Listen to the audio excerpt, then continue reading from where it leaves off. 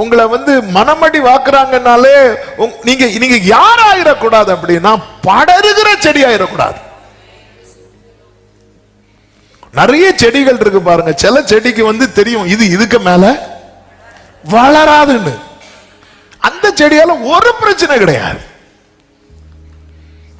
படருகிற செடி ஆயிடக்கூடாது. நீ சாதாரண செடியா இரு. நீ வேணும் ஆமே பிளாஸ்டிக் பூவாரு, ஒரு பிரச்சனை கிடையாது. உனக்கும் பிரச்சனை இல்லை. அதாவது யூதாவால சிமியோனுக்கு பிரச்சனை இல்லை, சிமியோனால லேவிக்கு பிரச்சனை இல்லை, லேவியால ரூபனுக்கு பிரச்சனை இல்லை. ஏன்னா இவங்க எல்லாம் ஒரே லெவல்.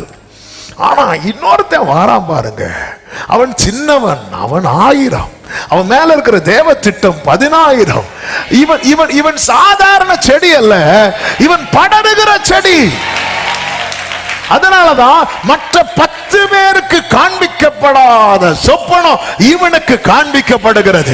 இவங்க எல்லாரும் ஒருத்தரை தான் அப்பான்னு கூப்பிடுறாங்க. ஆனா மற்ற 10 பேருக்கு கிடைக்காத வெளிப்பாடு இவனுக்கு கிடைக்கிறது. மற்ற 10 பேருக்கு கிடைக்காத கவனம் இவனுக்கு கிடைக்கிறது.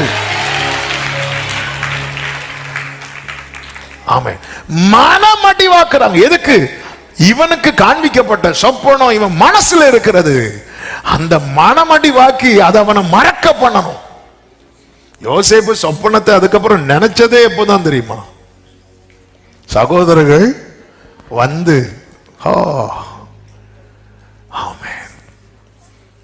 மனமடிவு.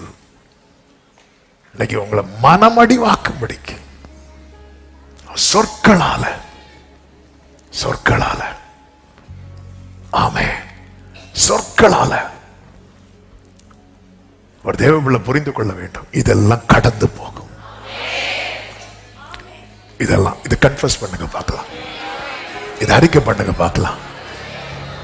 இதெல்லாம் கடந்து போகும். இன்று இந்த தீ எனக்கு பாஸ்டா மாறும், இந்த தண்ணீர் எனக்கு பாஸ்டா மாறும்.